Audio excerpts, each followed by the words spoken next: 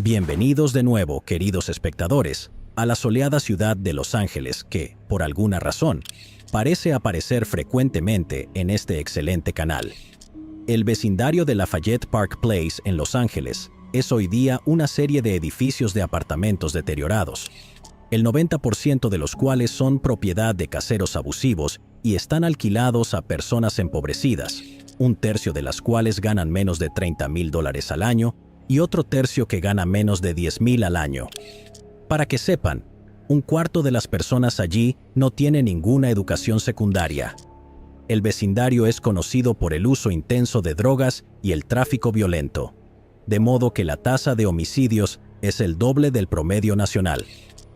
Pero exactamente un siglo antes, en 1922, Lafayette Park Place, entonces llamada North St. Andrews Boulevard, lucía drásticamente diferente.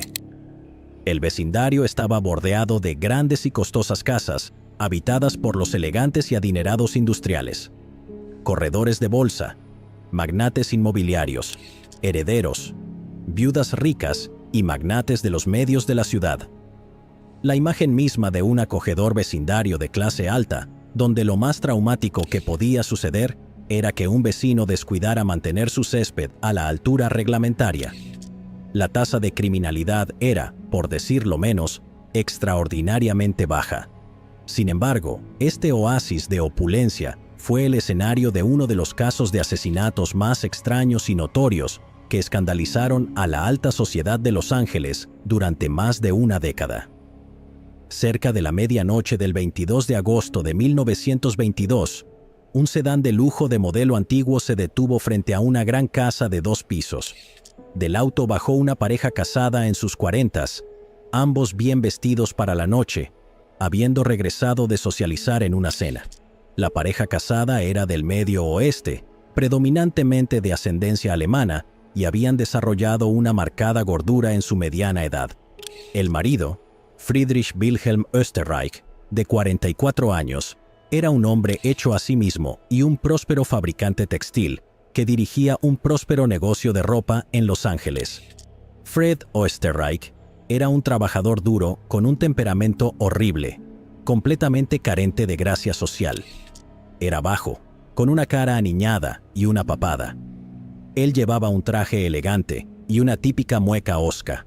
Sus ojos, usualmente inteligentes y penetrantes, en ese momento estaban nublados porque en la noche del 22, como era su costumbre, Fred Österreich estaba completamente borracho. La esposa, Walburga Österreich, de 42 años, conocida tanto por amigos como conocidos como la Reina de Los Ángeles, era una mujer diminuta con una figura algo voluptuosa, gloriosamente adornada con pieles, joyas y un vestido de la última moda. No se dejen engañar por la mayoría de las fotos tomadas de ella en su vejez. Una antigua belleza rubia con sus 30 firmemente detrás de ella en 1922. Todavía poseía un cierto atractivo sensual y sexual magnificado por sus ojos traviesos, pómulos altos, un cutis suave y radiante, y una boca ancha y generosa. Los kilos de más que había ganado en los últimos años solo parecían añadir a su figura voluptuosa y atractiva, y amplios senos. La estética de ama de casa seductora solo se veía empañada por una nariz ligeramente desproporcionada que, sin embargo, combinaba con sus grandes ojos y rápidamente se convirtió en una característica encantadora para quienes la conocían. Mientras los Österreich se dirigían hacia la puerta de su lujosa casa, discutían en voz alta y amargamente. No sabemos el tema, aunque supuestamente uno de los temas más frecuentes de debate era la religión, pero realmente el tema podría haber sido cualquier cosa. Después de 2 décadas y media de matrimonio, Walburga irritaba a Fred, y Fred repugnaba y enfermaba a Walburga. Cuando la pareja casada entró en su casa, su discusión continuó en la entrada. Mientras Fred colgaba su sombrero y abrigo, la disputa aumentó de volumen al moverse hacia la sala de estar. Fred balbuceaba en voz alta, buscando cualquier tipo de insulto y declaración cortante. La voz de Walburga se volvía cada vez más molesta y aguda. Sus voces reverberaban en los pisos de madera y las paredes de piedra encaladas, resonando en las partes superiores de la casa. Fue en este punto cuando Fred comenzó a golpear con su puño una mesa cercana, derribando lámparas y adornos decorativos en un esfuerzo por intimidar a Walburga y que se callara. Sin que Fred y Walburga lo supieran, en la oscura y silenciosa penumbra del segundo piso, un hombre extraño quitó sigilosamente un panel de madera del techo, bajó del ático donde se había estado escondiendo y descendió al cuarto de equipajes de la casa, un espacio de almacenamiento con un techo bajo utilizado para contener equipaje y ropa. El extraño estaba armado con 2 pistolas pequeñas de calibre 25, una en cada mano. El hombre cayó de rodillas y salió gateando por una escotilla baja del cuarto de equipajes hacia el dormitorio de Walburga Oesterreich. La pareja casada hacía tiempo que había comenzado a dormir en dormitorios separados. El hombre se levantó de un salto al pie de la cama de Walburga y escuchó por un segundo. La discusión de los Oesterreich no mostraba señales de cesar, sino que se hacía más fuerte y frenética. Moviéndose rápidamente a través del dormitorio oscuro, el hombre abrió lenta y silenciosamente la puerta del cuarto, y haces de luz comenzaron a iluminar su rostro desde la sala de estar de abajo. Agarrando firmemente el mango de cada pistola, el hombre caminó unos pocos pasos hacia la cima de las escaleras. Levantó sus antebrazos para que ambas pistolas apuntaran directamente frente a él. Con un estruendo y una serie de golpes fuertes, el hombre corrió escaleras abajo y de repente se encontró en la sala de estar, apuntando con sus armas a la atónita pareja, que había dejado de discutir y se había girado para mirarlo. El extraño hombre se quedó allí, mirando fijamente a la pareja y apuntándolos con las pistolas. Estaba en sus 20 y tantos. Tenía el cabello oscuro, ojos grandes, cara redonda, mentón débil, y sus labios delgados estaban fruncidos hacia abajo en forma de triángulo, haciendo que su boca se pareciera un poco a la de una tortuga. Sus ojos reflejaban un cierto brillo de inteligencia, y las bolsas debajo de ellos le daban una apariencia perpetuamente cansada. Curiosamente, el extraño hombre estaba vestido solo con un conjunto de pijamas. El intoxicado Fred Oesterreich lo reconoció de repente y gritó: «¿Qué estás haciendo aquí, maldita rata?» «Lo mismo que tú». La respuesta críptica del hombre enfureció a Fred, quien se lanzó hacia él y lo agarró por ambas muñecas. Los dos hombres comenzaron a luchar. El extraño intentó mantener su agarre en las pistolas mientras los cañones apuntaban directamente al aire. Los dos hombres tambalearon y giraron por la sala de estar, chocando violentamente con un cuadro colgado junto al piano y rompiendo el vidrio con los costados de sus cuerpos. En el forcejeo, el extraño hombre apretó accidentalmente el gatillo de una de las pistolas, enviando una bala hacia arriba, que se alojó en el techo de la sala de estar. En ese momento, una aterrorizada Walburga Oesterreich gritó: «¡Detente, Fred, detente!», intentando que su esposo retrocediera. Fred Oesterreich ignoró las súplicas de su esposa. Los dos hombres continuaron forcejeando, pero sin importar la energía que la ira le diera a Fred, estaba borracho y era casi 2 décadas más viejo que el mucho más en forma y delgado pistolero. Lentamente, el extraño logró bajar una de las pistolas hacia la cara de Fred. Inmediatamente apretó el gatillo y le disparó a Fred Oesterreich en la sien. La pequeña bala de calibre 25 se alojó en el cerebro de Fred y Walburga gritó. El fabricante de ropa adinerado no murió de inmediato. La bala en la cabeza no lo mató al instante. Sin embargo, Fred dejó de luchar y sus brazos cayeron a sus costados. Una expresión vacía y aturdida se extendió por su rostro. Mientras la sangre comenzaba a brotar de la herida de bala en su cabeza, se tambaleó un poco y sus piernas casi cedieron. Ahora, con daño cerebral y despojado de la mayoría de sus sentidos, Fred Oesterreich se tambaleó alejándose del pistolero hacia un rincón de la sala de estar, donde se sostuvo para no caerse agarrándose del respaldo de una silla de madera. El pistolero se quedó allí, sin palabras, horrorizado por lo que había hecho. Walburga Oesterreich se acercó al pistolero con calma y lo agarró del brazo. Con un tono tranquilo y medido dijo: «Por el amor de Dios, Otto, ¿qué has hecho?». El pistolero miró a los ojos de Walburga Oesterreich, con la boca abierta y no dijo nada. Tras una pausa de unos momentos, la ama de casa continuó con más fuerza. «Maldita sea, Otto, tienes que terminarlo». Pasaron otros segundos en silencio. «¡Termínalo!». El pistolero se acercó torpemente a Fred Oesterreich, quien aún se sostenía del respaldo de la silla. Su camisa blanca de vestir ahora se volvía roja y resbaladiza con sangre. El pistolero se acercó tanto a su víctima que podría haberlo abrazado. Lentamente, levantó una de las pistolas y, a quemarropa, disparó 2 tiros en rápida sucesión al corazón de Fred Oesterreich. Gotas de sangre salpicaron el brazo y la cara del pistolero. La pistola estaba tan cerca de Fred Oesterreich que el calor del fogonazo del cañón quemó 2 agujeros en su camisa de vestir. Fred Oesterreich se desplomó en el suelo, muerto. La silla se tambaleó y cayó sobre él. Walburga Korschel nació en Chicago en el año 1880, de un padre inmigrante alemán y una madre inmigrante irlandesa. Sin embargo, algunos relatos afirman que Walburga nació en el Imperio Alemán antes de que su familia emigrara a los Estados Unidos, aunque no hay evidencia clara de esto. Walburga tenía una hermana, Magdalene Korschel, que era 2 años menor que ella. El padre de Walburga trabajaba como plomero en Chicago y su madre era ama de casa. En 1888, cuando Walburga tenía solo 8 años, su padre abandonó a la familia y desapareció. Como resultado, la madre y las hijas cayeron en tiempos difíciles. La madre de Walburga se vio obligada a buscar trabajo como obrera no calificada en una fábrica. Y cuando Walburga tenía 12 años y Magdalene 10, también tuvieron que dejar la escuela y trabajar para ganar un ingreso. Walburga comenzó a trabajar en una fábrica que producía gorros para bebés. En la fábrica, Walburga Korschel se hizo extremadamente popular entre hombres y mujeres por igual. Era alegre, carismática y burbujeante.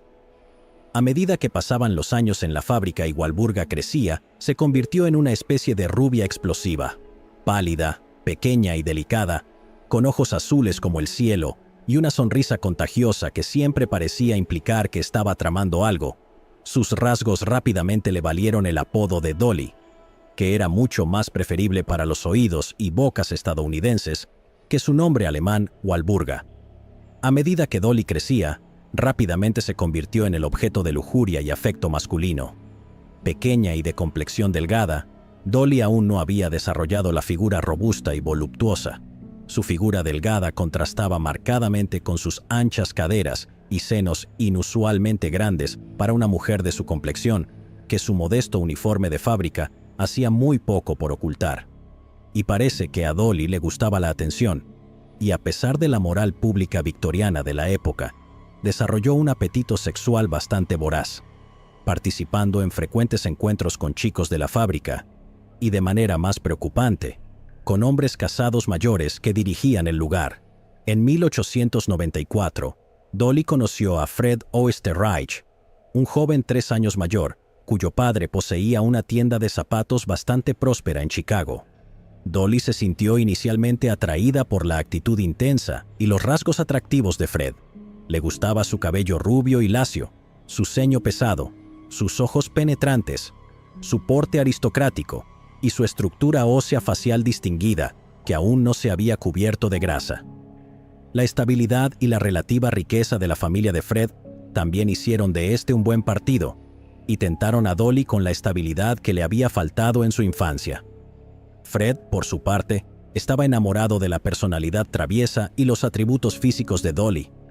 Durante 3 años cortejaron y tuvieron sexo clandestinamente mientras Dolly continuaba con otros hombres antes de casarse en 1897. Desde allí, los recién casados se mudaron a Milwaukee, Wisconsin, donde Fred Oesterreich abrió su propia tienda de zapatos. Fred demostró ser un trabajador incansable y hábil en los negocios. Compró varias tiendas de ropa y zapatos en Milwaukee y en la cercana Chilton. Cuando acumuló el capital necesario, Fred estableció una pequeña fábrica que producía gorras para hombres. Después de unos años más de éxito, la fábrica amplió su producción para incluir delantales y ropa interior femenina. A partir de ahí, Oesterreich trasladó su empresa a un gran edificio de ladrillo con altas chimeneas y fundó la compañía manufacturera Oesterreich, que empleaba a más de 100 personas. El sueño americano. Walburga Dolly Oesterreich no siempre se quedaba en casa haciendo de amable ama de casa. Gracias a su propia experiencia en la fábrica, a menudo iba allí y desempeñaba el papel de capataz de facto, asegurándose de que todo funcionara sin problemas y resolviendo disputas. Su papel principal era el de embajadora. Frecuentemente, el carisma cálido de Dolly desmantelaba tensas discusiones entre los trabajadores de la fábrica y su marido algo quisquilloso. En general, en el ámbito empresarial, el matrimonio de los Oesterreich funcionaba bastante bien. El dinero seguía llegando y la pareja hacía un buen equipo. Sin embargo, no se podía decir lo mismo de su vida romántica, que comenzó a deteriorarse rápidamente. A pesar de tener un gran interés sexual en su esposa, Fred Oesterreich trabajaba horas extremadamente largas administrando su creciente imperio manufacturero y se relajaba bebiendo grandes cantidades de cerveza alemana y alcohol fuerte. A menudo, Fred llegaba a casa tarde, cuando Dolly ya estaba dormida. Otras veces, cuando Fred llegaba a casa, estaba demasiado intoxicado para hacer el amor con su esposa. Los dos también tenían personalidades muy diferentes. Mientras Dolly era despreocupada y buscaba diversión, Fred era sombrío, severo y un poco tacaño. Este choque de personalidades a menudo escalaba a discusiones, pero Dolly, bastante indiferente, simplemente dejaba de lado tales conversaciones y dejaba que Fred hiciera lo que quisiera. Según todos los relatos, casi desde el comienzo de su matrimonio, Dolly Oesterreich comenzó a tener amantes. A menudo, eran hombres de la fábrica a quienes invitaba a su casa mientras su esposo despistado se mataba trabajando. Los asuntos amorosos de Dolly con otros hombres eran frecuentes, pero no duraba mucho, solo unas pocas semanas o meses. Después de involucrarse con un nuevo pretendiente, cambiaba de rumbo y seguía adelante con otro. A pesar de la brevedad de sus aventuras amorosas, rara vez había una pausa en las actividades de Dolly y se convirtió en una adúltera en serie. Esto también significó que Dolly adquirió cierta reputación en sus 20 y 30 años entre los hombres de Milwaukee, Wisconsin, una reputación que todos conocían, excepto Fred Oesterreich. A sus espaldas, esto redujo al severo dueño de la fábrica a una figura de burla. A Dolly no parecía importarle mientras se satisficieran sus necesidades sexuales, y docenas de hombres estaban más que felices de hacerlo. Hasta que, a principios de sus 30, Dolly Oesterreich conoció a un joven muy especial. Dolly y Fred Oesterreich tuvieron solo un hijo, Raymond, nacido poco después de su matrimonio. De hecho, la concepción del niño pudo haber sido la razón por la que se casaron. Dolly podría haber estado perfectamente feliz de mantener su soltería por mucho más tiempo. Dado el número de parejas sexuales de Dolly, no está del todo claro si el niño era siquiera de Fred, pero el joven en ascenso era una opción ideal para esposo y padre. Esto no era inusual para la época, y existen estimaciones algo impactantes sobre las tasas históricas de fraude de paternidad antes de la invención de las pruebas de ADN. El niño, Raymond Oesterreich, todavía estaba en su adolescencia temprana cuando murió de una enfermedad pulmonar de algún tipo. Dolly y Fred nunca tendrían otro hijo durante su matrimonio. Mientras tanto, Otto Sanhuber nació en 1896, siendo 16 años menor que Dolly. Otto era hijo de inmigrantes judíos alemanes y quedó huérfano a una temprana edad. Su nombre de nacimiento era Otto Wehr, pero fue adoptado por otra familia de inmigrantes alemanes, los Sanhubers.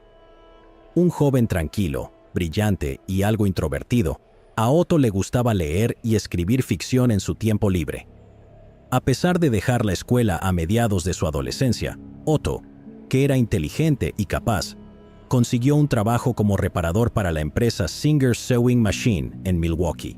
Fue en el otoño de 1913 cuando Dolly, ahora con 33 años, estaba charlando con otras mujeres en el piso de la fábrica de la Oesterreich Manufacturing Company y vio al joven de 17 años, Otto Sanhuber.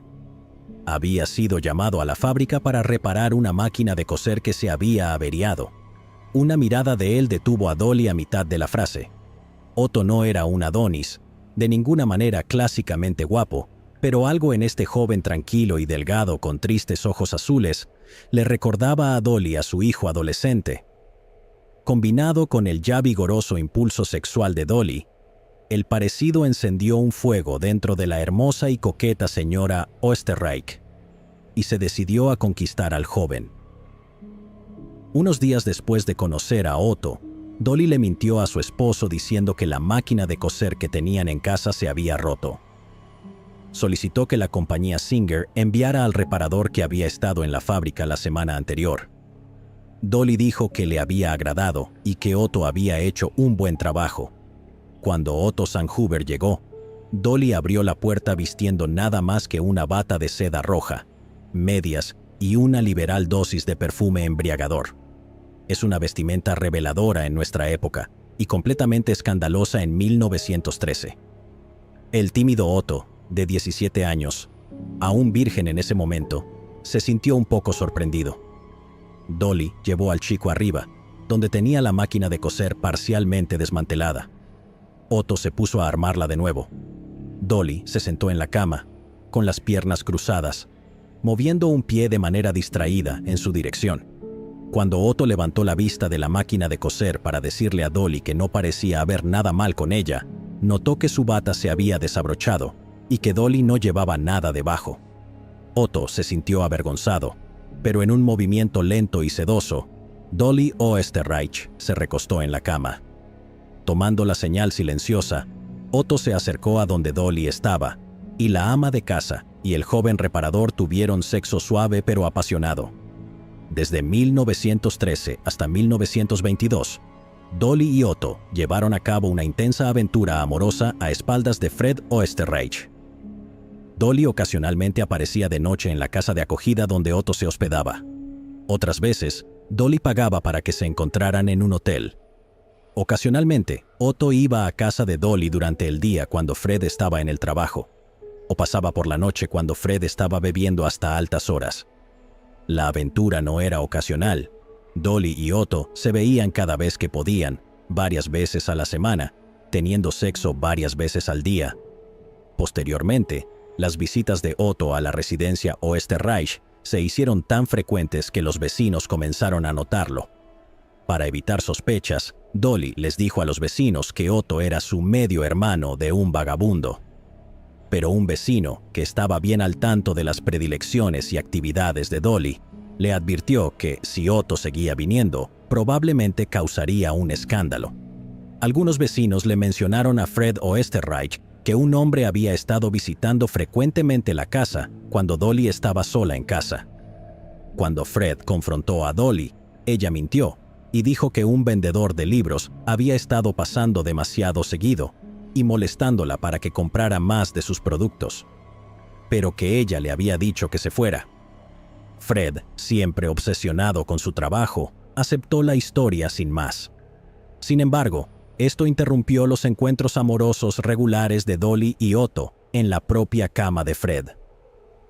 Fue entonces cuando Dolly ideó su brillante, aunque bastante extraña, solución. Si no se puede llevar la montaña a Mahoma, entonces Mahoma debe ser llevado a la montaña. Dolly le propuso a Otto que dejara su trabajo como reparador y se mudara a la residencia Oesterreich a tiempo completo, de modo que ya no se le viera entrando y saliendo a todas horas por los vecinos. Para que Otto permaneciera completamente oculto de Fred Oesterreich cuando el hombre mayor estuviera en casa, Dolly le sugirió a Otto se escondiera en el ático. Otto Sanhuber no tuvo problemas en dejar su trabajo de reparador, que no pagaba muy bien, y le dijo adiós a la deprimente casa de acogida donde vivía. Ahora, el joven de 20 años podía disfrutar de alojamiento y comida gratis, y una provisión ilimitada de sexo por parte de una hermosa mujer mayor de la que se había enamorado. El ático donde Otto se quedaba cuando Fred Oesterreich estaba en casa estaba amueblado con una cómoda cama de plumas, un escritorio, una estantería, una lámpara de aceite y, por supuesto, un orinal. Otto pasaba sus días escribiendo cuentos y ficción de fantasía que Dolly enviaba puntualmente a varios editores. La única dificultad era permanecer en silencio absoluto siempre que Fred estuviera en casa y sobrio. Lo suficiente como para notar cualquier perturbación en la casa. Dolly consiguió un pesado candado y lo fijó a la trampilla que conducía al ático, asegurándose de cerrarla siempre que Fred estuviera en la casa para que el hombre no subiera allí por accidente y descubriera a su amante viviendo en secreto.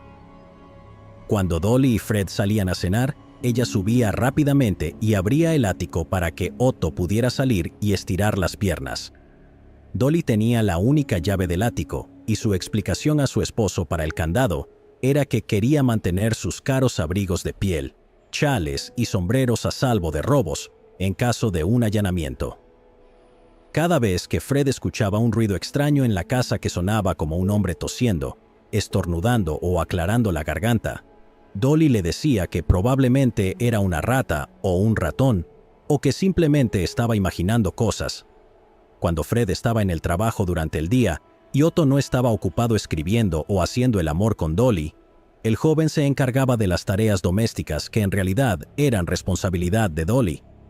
Esto significaba que la alegre ama de casa de Milwaukee podía disfrutar de más tiempo libre. Aunque nadie, excepto Dolly, sabía que estaba allí, Otto hacía prácticamente todo en la casa. Hacía la cama matrimonial, lavaba la ropa, barría el suelo, quitaba el polvo, lavaba los platos, pelaba las verduras e incluso se volvió hábil cocinando cenas, mientras Fred era completamente engañado.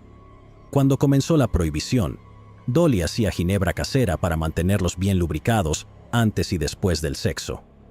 Incluso Fred tomaba ocasionalmente un trago de ginebra casera, completamente ajeno al hecho de que el hombre que la hacía estaba labrando diligentemente a su esposa. Otto subsistía de las sobras de la cocina. Solo podía salir de la casa bajo la cobertura de la oscuridad cuando Dolly y Fred estaban fuera por la noche para hacer algo de ejercicio. Como resultado, Otto se aisló del resto del mundo, con la lujuriosa Dolly como su único contacto humano durante años y años. Rara vez veía la luz del sol, excepto a través de las ventanas de la casa. Pero, siendo tranquilo e introspectivo, y sin casi ninguna relación con su familia adoptiva, a Otto Sanhuber no le molestaba demasiado. Se convirtió felizmente en un fantasma en las vigas. Pero, de lejos, más allá de sus múltiples deberes como sirviente doméstico, la tarea más onerosa de Otto era satisfacer sexualmente a la voraz Dolly Oesterreich. Según Otto, regularmente se veía obligado a tener sexo con ella hasta 8 veces al día. Mientras que Dolly parecía poseer una resistencia casi ilimitada para tales actividades. Después de 9 años como el amante de Dolly, incluidos más de 6 encerrado en el ático de Dolly, a veces, la aparentemente interminable demanda de sexo se convirtió en una carga para Otto. Las quemadas por fricción deben haber sido insoportables. Otto Sanhuber más tarde se refirió a sí mismo como el esclavo sexual de Dolly. Y, de hecho, con la dinámica de poder de su relación tan fuertemente inclinada hacia Dolly, con Otto teniendo nada en el mundo fuera de su conexión con ella, el joven no tenía más opción que cumplir. Es bastante claro, en retrospectiva, que Dolly Oesterreich sufría de hipersexualidad o una forma de adicción al sexo. En la época de Dolly, los médicos especializados en salud mental se referían a su condición como ninfomanía. Generalmente, la hipersexualidad tiene una condición subyacente que la causa, pero no podemos estar seguros de cuál era esa condición en el caso de Dolly. La explicación más simple podría ser neurológica. Podría haber un desequilibrio en el lóbulo frontal de Dolly, que regula la actividad sexual y controla la libido. Otras posibles explicaciones son que ella podría haber sufrido una forma muy específica de trastorno obsesivo-compulsivo que se manifestaba en actividad sexual, o que podría haber sufrido una forma similarmente específica de trastorno bipolar. O la hipersexualidad de Dolly podría haber estado asociada de alguna manera con el trauma del abandono de su padre cuando era una niña pequeña. Cualquiera que fuera la condición subyacente, Es evidente a partir de la historia de Dolly que su hipersexualidad fue casi de por vida, comenzando casi inmediatamente con la adolescencia. La extremidad y frecuencia intensa con la que Dolly imponía sexo a Otto Sanhuber deja claro que no era solo una mujer con un apetito saludable que disfrutaba de un ocasional revolcón en el heno. Según Otto Sanhuber, la demanda de sexo de Dolly era maníaca, agresiva e incesante, sin pausa o cese en los muchos años que él sirvió como su amante, hasta el punto de que a veces le causaba dolor físico cumplir con sus deberes. En el programa Futurama, creo que se refieren a este fenómeno como muerte por snoo. A pesar de la frecuencia de sus relaciones sexuales, también hay algunas indicaciones de que Otto no era el único caballero de Dolly en los años que estuvieron juntos. Esto ciertamente encaja con las actividades de Dolly en su vida anterior y posterior, pero es difícil de confirmar. Lo que sí sabemos con certeza es que Dolly a veces tenía sexo con su esposo Fred, en las raras ocasiones en que el hombre llegaba a casa a tiempo, y lo suficientemente sobrio como para hacer el amor con su esposa. Mientras Dolly y Fred tenían sexo, Otto estaba solo a unos pocos metros por encima de ellos, escuchando sus actividades desde el ático. Otto encontraba la celosía que esto le inspiraba extremadamente angustiante. Una vez, mientras Dolly y Fred estaban teniendo sexo, Dolly instó a su esposo a no ser tan ruidoso. Cuando Fred se burló y le preguntó por qué importaba si hacía ruido en su propia casa, Dolly respondió: «Nunca sabes quién podría escucharnos. Eso sería embarazoso». Fred respondió: «Las ventanas están cerradas, estamos solos en la casa. ¿Quién diablos puede escucharnos?». Dolly suspiró y dijo: «Nadie, supongo». Y los movimientos amorosos de Fred continuaron. Por frustrante que Otto lo encontraba, las ocasiones en que Fred y Dolly compartían la cama matrimonial eran lo suficientemente infrecuentes como para que él pudiera apretar los dientes y soportarlo. Otto también sabía cuál era la situación. Dolly le había dicho que no podía dejar a su esposo, no podía trabajar en un trabajo adecuado y no tenía fortuna propia.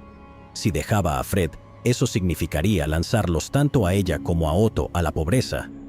Con el tiempo, a medida que pasaban los años, Dolly le sugirió cuidadosamente a Fred que consiguieran dormitorios separados para que ella pudiera dormir bien por la noche y Fred no pudiera despertarla cuando llegaba tarde del trabajo o de divertirse en el bar. Gradualmente, el estado de la vida sexual de Dolly y Fred avanzó hasta tal punto que, en unos pocos años, Otto ya no tenía nada de qué ponerse celoso. Mientras Otto Sanhuber desperdiciaba su juventud encerrado en el ático de una mujer mayor, continuaba perfeccionando su escritura, soportando una serie de rechazos por parte de editoriales y revistas. Más tarde, sus esfuerzos dieron frutos y una historia serializada suya fue publicada en una pequeña revista. Esto metió a Otto en el sistema como escritor y comenzó a disfrutar de una carrera de publicación regular en varias revistas. A medida que pasaban los años, Otto ocasionalmente cometía errores en su rutina. Una vez, Fred Oesterreich estaba en el patio trasero y vio a Otto moviéndose por la ventana del ático. Fred corrió a la casa para investigar, pero afortunadamente Dolly logró convencerlo de que estaba cansado y le permitió ir a mirar en su lugar. Dolly bajó y dijo que no había nada y le dijo a Fred que estaba trabajando demasiado y que estaba viendo cosas. Dolly rápidamente llevó a Fred al médico, quien le recetó tranquilizantes.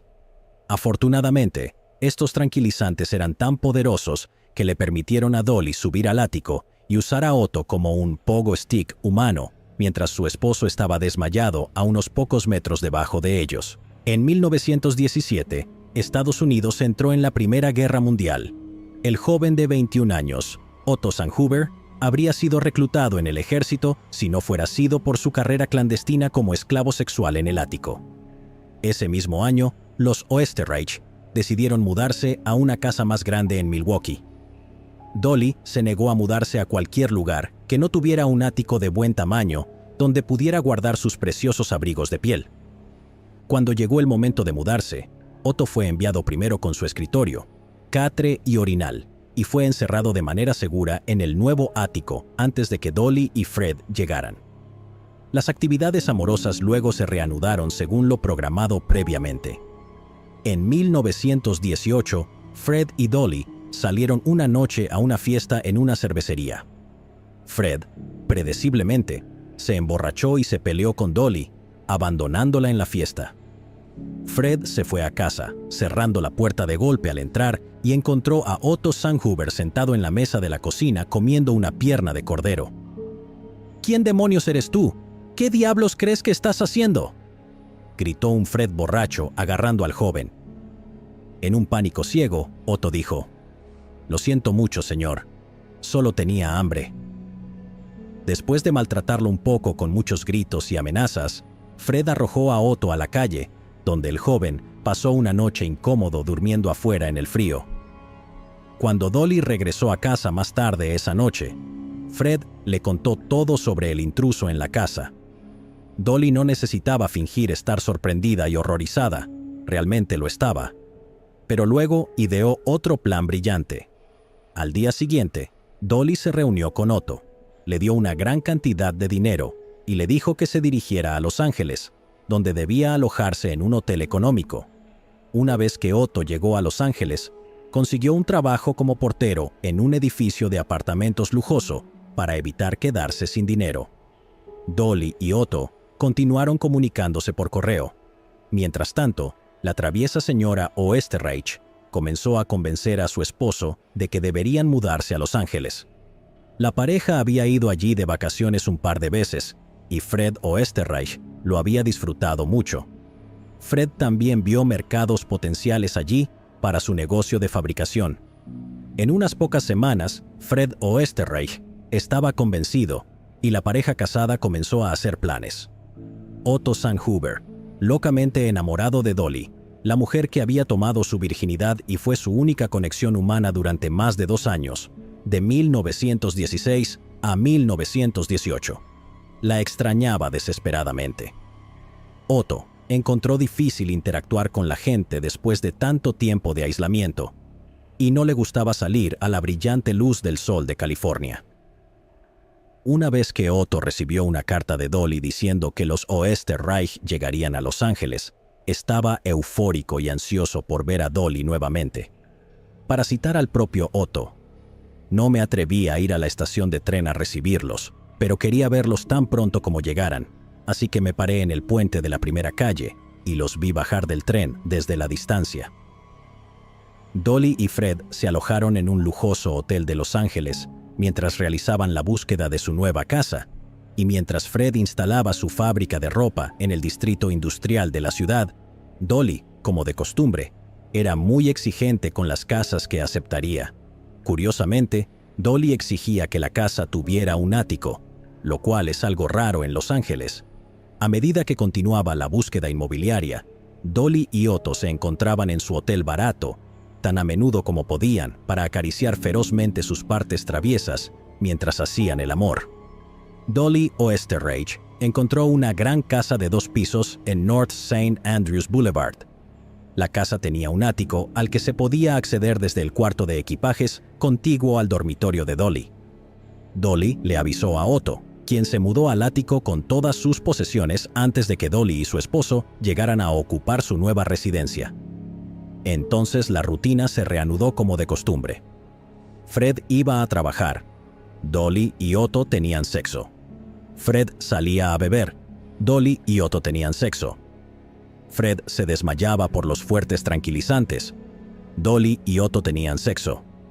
Principalmente tenían sexo en el dormitorio de Dolly, a veces en la sala de estar, la cocina, el estudio, el ático, el baño y, para una emoción extra, en la cama de Fred Oesterreich. Así continuaron durante 4 años más. Dolly impresionó a su esposo al negarse a contratar a una criada. Le dijo a Fred que quería hacer el trabajo doméstico ella misma y que era la única manera en que se haría correctamente.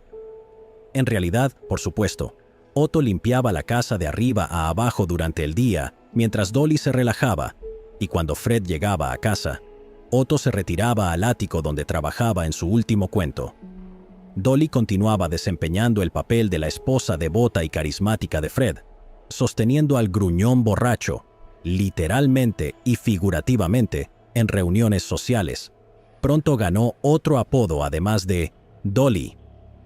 La gente de la alta sociedad comenzó a referirse a la mujer vivaz y audazmente coqueta como la Reina de Los Ángeles. Pero, a medida que pasaban los años, la relación entre Dolly y Fred se volvía cada vez más tóxica.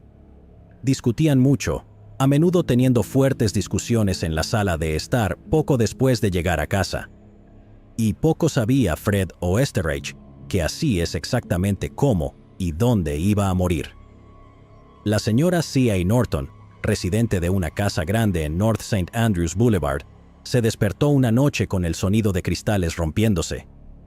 Después de recuperar completamente la conciencia, la señora Norton determinó que el sonido provenía de la casa de los Oesterreich al lado. Eran casi la medianoche del 22 de agosto de 1922. Poco después, la señora Norton escuchó un disparo. En ese momento, la señora Norton fue acompañada por su amiga y probable amante, la señora Rawson, quien también había sido despertada por el alboroto. Ambas se quedaron en el dormitorio de la señora Norton mirando por la ventana, escuchando cualquier ruido adicional. Vieron a un hombre caminar por la sala de estar de los Oesterreich y desaparecer de su vista. Inmediatamente se escucharon 2 disparos más en rápida sucesión, seguidos de un silencio espantoso. La señora Rawson levantó el teléfono y llamó a los Oesterreich. Las 2 mujeres podían escuchar el teléfono sonando al lado, pero nadie contestaba. En ese momento, Rawson y Norton se vistieron y salieron. Allí se les unieron media docena de vecinos preocupados. Uno de ellos, el señor J.W. Ashley, había escuchado los disparos y, muy sensatamente, llamó a la policía. Sin embargo, sin esperar a que llegaran los oficiales, los 6 vecinos irrumpieron en la casa de los Oesterreich para investigar. Pocos momentos antes, Dolly y Otto estaban de pie sobre el cadáver sin vida de Fred Oesterreich. No intentaron moverlo, solo tenían unos pocos minutos antes de que alguien entrara a investigar los disparos. Otto balbuceó que había bajado con sus pistolas porque había escuchado la discusión extremadamente feroz de Dolly y Fred, y estaba preocupado de que Fred pudiera lastimarla. Dolly le había dicho que no estaba en peligro, pero lo hecho estaba. Ahora, la pregunta más apremiante era cómo iban a evitar que los ejecutaran en la silla eléctrica por asesinato en California. Dolly y Otto, en una fracción de segundo, decidieron simular la escena para que pareciera un robo que salió mal. Otto rápidamente tomó el reloj incrustado de diamantes del cuerpo de Fred y luego agarró a Dolly de la mano y la llevó al dormitorio. Allí, Otto tomó algo de dinero en efectivo de la mesa de noche de Dolly. Mientras tanto, escuchaban el teléfono sonar mientras la señora Rawson llamaba desde la casa de al lado. Otto empujó a Dolly dentro del armario del dormitorio, la encerró con llave y lanzó la llave a un rincón de la habitación. Luego, Otto volvió a la habitación de los baúles y se escondió de nuevo en el ático. Unos momentos después, los vecinos preocupados de North St. Andrews Boulevard irrumpieron por la puerta principal.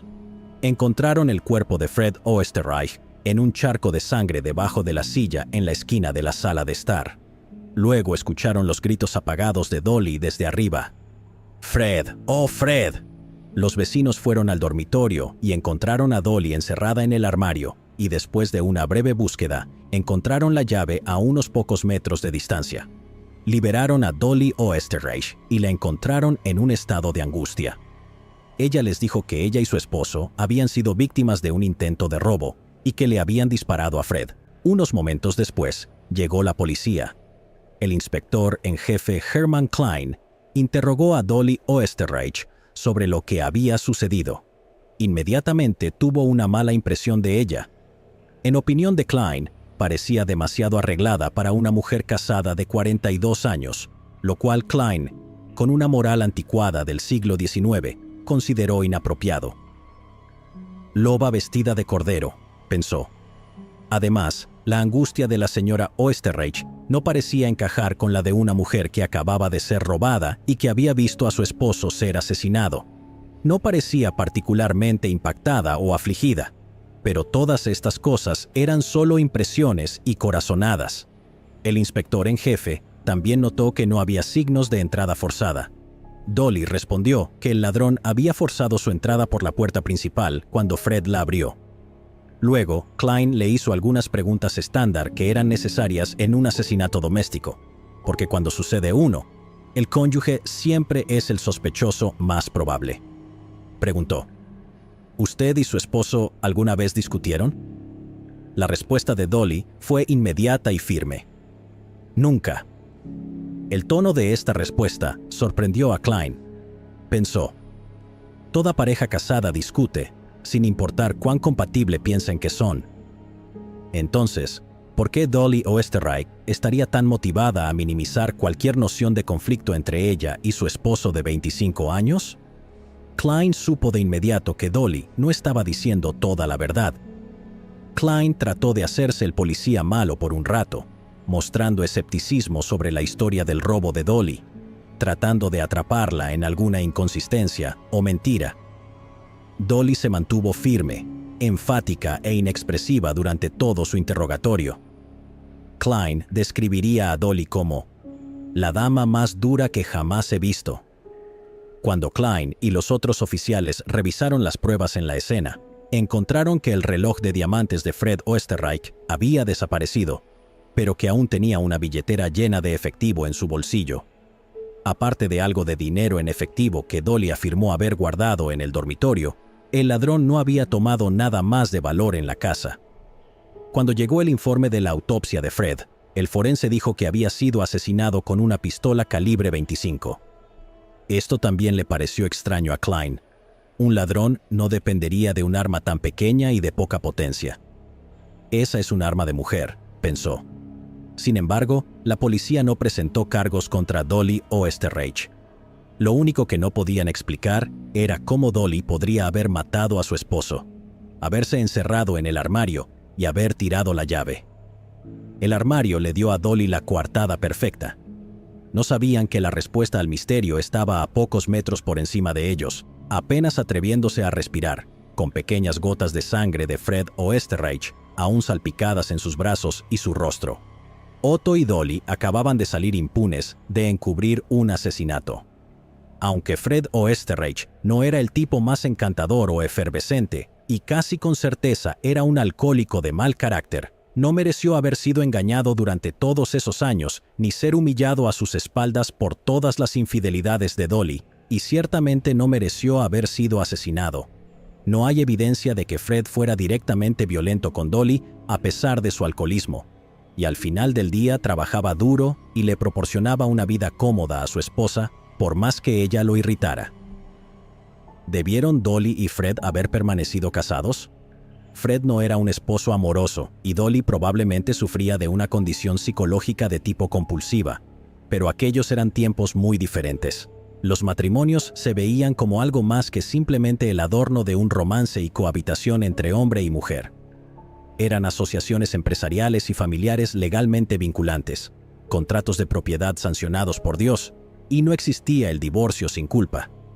Esto promovía el problema opuesto al de hoy, con nuestras tasas de divorcio por las nubes y algunas parejas separándose por un mal mes, o porque el esposo dejó la tapa de la pasta de dientes abierta demasiadas veces.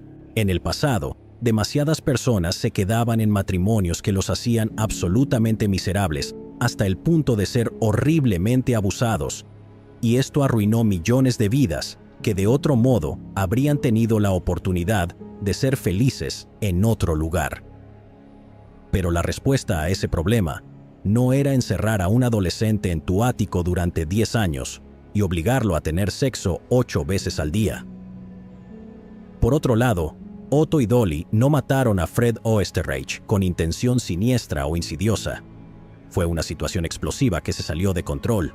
Otto no debió haber bajado esa noche, y mucho menos hacerlo para amenazar a Fred con armas de fuego, pero pensó que Dolly estaba en peligro, y en la lucha a vida o muerte que siguió, no podemos saber si Fred habría matado a Otto si hubiera tomado la delantera. En un sistema legal justo, Otto podría haber recibido una sentencia indulgente por lo sucedido, pero en lugar de confesar, Fred y Dolly mintieron. Además de ser culpables de lo que equivale a homicidio involuntario, Otto y Dolly, que como mínimo era cómplice de asesinato, ahora estaban pervirtiendo el curso de la justicia. De cualquier manera, querido espectador o espectadora, Dolly ahora estaba libre de su matrimonio de 25 años con Fred Oesterreich. El primer asunto era mudarse a una casa más pequeña en North Beechwood Drive. Dolly difícilmente iba a tomar su café de la mañana al lado del rincón donde su esposo había sido asesinado. Como antes, Otto Sanhuber se mudó al ático de la nueva casa antes de la llegada de Dolly. Aunque Otto ya no tenía que esconderse en el ático para evitar ser descubierto por el esposo de Dolly, era demasiado pronto después del asesinato y podía levantar sospechas al entrar y salir libremente. O al menos, eso fue lo que Dolly le dijo. El único otro cambio importante fue que Otto comenzó a escribir sus cuentos en una máquina de escribir en lugar de con pluma y papel, porque Fred ya no estaba para escuchar el ruido de la máquina. Sin embargo, Dolly no permaneció fiel a Otto más de lo que lo le fue a Fred. Cuando la viuda alegre liquidó el testamento de Fred, contrató al abogado Herman Shapiro. No pasó mucho tiempo antes de que Dolly y Shapiro tuvieran sexo mientras Otto estaba encerrado en el ático de la casa. Después de unos pocos meses de verse, Dolly le regaló a Shapiro el reloj de diamantes de su difunto esposo. «Aquí tienes, quiero que lo tengas», le pertenecía al querido Fred. Shapiro se dio cuenta de que el reloj se mencionaba en los informes policiales como robado durante el intento de robo. Cuando Shapiro cuestionó a Dolly, ella afirmó haberlo encontrado en el jardín delantero, donde el ladrón presumiblemente lo dejó caer al escapar. Otras versiones dicen que afirmó haberlo encontrado bajo los cojines del sofá en la sala de estar. De cualquier manera, Dolly estaba siendo descuidada. También estaba la cuestión de las 2 pistolas calibre 25, las armas del crimen. Además de acostarse con su abogado de bienes, Dolly se relacionó con un hombre llamado Roy Klumb, un productor de cine de Hollywood. Ella le dio una de las pistolas y le pidió que se deshiciera de ella por ella. Klumb, devoto, lo hizo, arrojando el arma en los pozos de alquitrán de la brea. Los pozos de alquitrán son un fenómeno natural donde el petróleo, hecho de antiguos animales muertos y microorganismos, se filtra a través del suelo para formar charcos. Los pozos de alquitrán de la brea están en el moderno Los Ángeles, no muy lejos de donde vivían Dolly y Otto. Dado que los pozos forman un lodazal espeso y pegajoso, era en realidad un lugar bastante ingenioso para deshacerse de un arma homicida. Dolly le dio la segunda pistola a un vecino, a un tal Shea E. Farber, y le pidió que se deshiciera de ella. El vecino, complaciente, enterró la pistola en su jardín de rosas. No hay alegación ni evidencia de que Dolly estuviera acostándose con Farber. Los relatos dicen que simplemente lo endulzó con palabras, pero a este punto, ¿quién sabe? En julio de 1923, casi un año después de la muerte de Fred Oesterreich, Roy Klumb descubrió que Dolly también se acostaba con su abogado, Herman Shapiro. Enfurecido, Klumb marchó a la comisaría y le informó al inspector en jefe Klein que Dolly le había pedido que se deshiciera de una pistola calibre 25 en los pozos de alquitrán de la brea. Cuando la historia llegó a los periódicos, un alarmado Shea Farber fue a la policía y les dijo que Dolly también le había pedido que enterrara una segunda pistola en su jardín. La policía fue a la casa de Farber y encontró el arma, que había sido desmontada en piezas y enterrada debajo del rosal. Además, por algún milagro y contra todo pronóstico, la policía pudo recuperar la otra pistola en unos pocos días de dragar los pozos de alquitrán. El problema con ambas piezas de evidencia es que ninguna estaba en condiciones de vincularlas a Dolly Oesterreich. La pistola del rosal estaba tan oxidada que no se podían realizar pruebas balísticas para vincularla con las balas que mataron a Fred, y la pistola del pozo de alquitrán estaba igualmente corroída por haber pasado meses en un cóctel pegajoso de productos químicos a base de petróleo.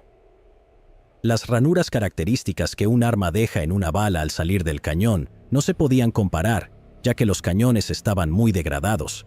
Eso dejaba el testimonio de Klumb y Farber de que Dolly les había pedido que se deshicieran de las armas. Bajo interrogatorio, Dolly dijo: «Ciertamente, les di estas armas a estos hombres para que se deshicieran de ellas. Las armas habían estado en la casa durante mucho tiempo.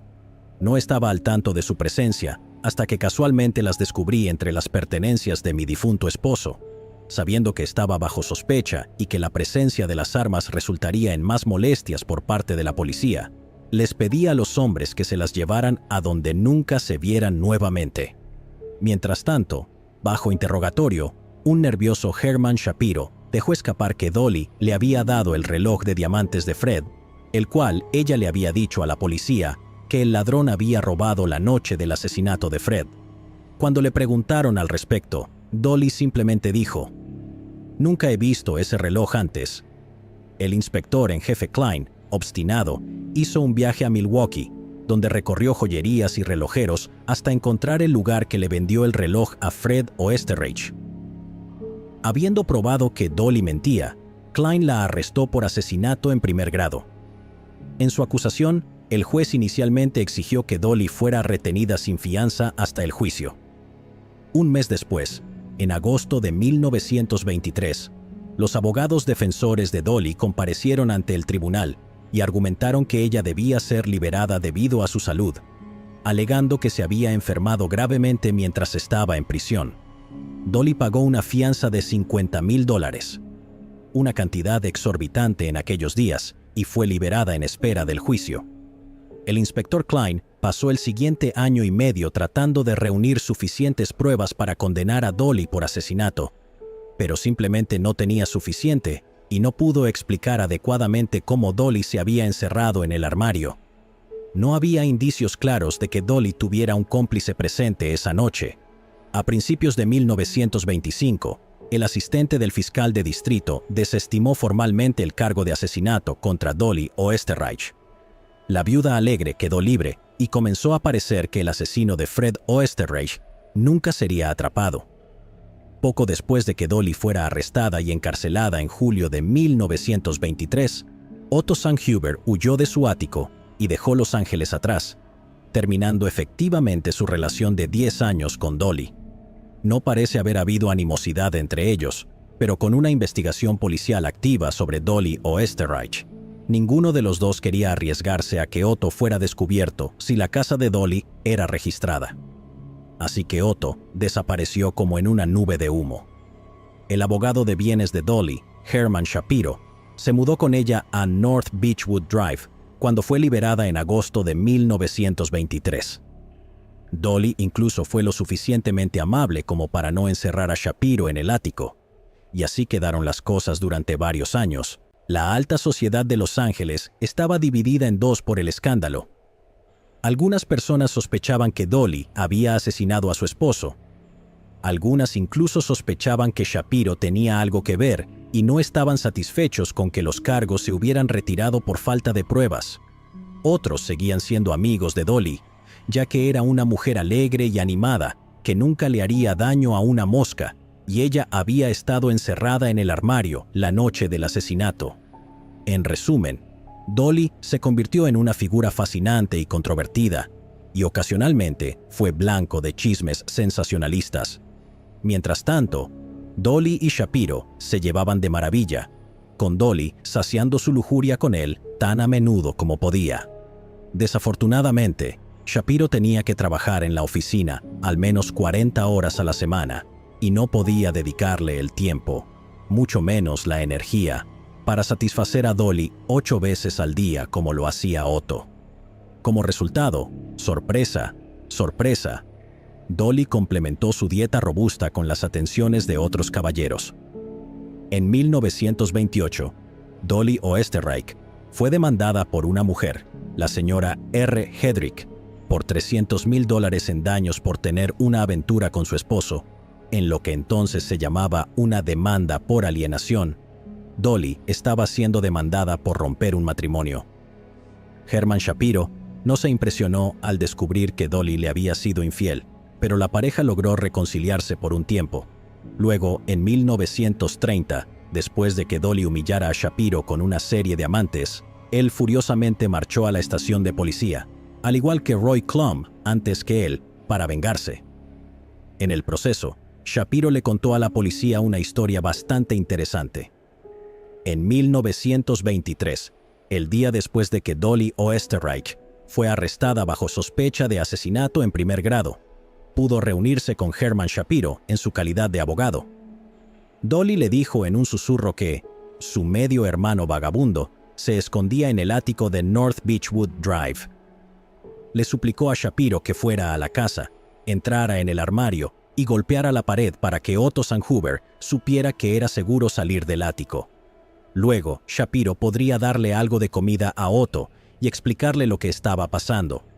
Dolly le aseguró a Shapiro que su medio hermano, Otto, era inocente de cualquier delito, pero que no sería conveniente que la policía lo descubriera. Shapiro se dirigió rápidamente a la casa de Dolly y, en lugar de golpear la pared, silbó hasta que Otto Sanhuber removió el panel de madera y asomó la cabeza por encima del estante de los sombreros. Shapiro le dio algo de comida a Otto, le explicó sobre el arresto de Dolly y luego se dedicó a explorar la habitación de Otto en el ático mientras lo interrogaba. A diferencia de Dolly, Otto Sanhuber no mintió. Explicó que había sido amante de Dolly durante la última década y que vivía en el ático. Bajo presión, Otto le explicó a Shapiro que había asesinado a Fred Oesterreich en un intento de proteger a Dolly del abuso doméstico. Shapiro le aconsejó a Otto que no era seguro para él permanecer en el ático, porque la policía podía descubrirlo, y le dijo a Otto que recogiera sus cosas y se fuera. Otto cumplió y Shapiro lo llevó a San Francisco, donde consiguió un trabajo como conserje. Para estar doblemente seguro, Otto adoptó el alias de Walter Klein. En 1924, Otto se trasladó a Portland, Oregón, donde conoció a su futura esposa, una taquígrafa franco-canadiense llamada Matilda. Otto no le contó a Matilda sobre su pasado. Desde allí, la pareja se mudó a Vancouver, Canadá, donde Otto consiguió un trabajo como portero de hotel.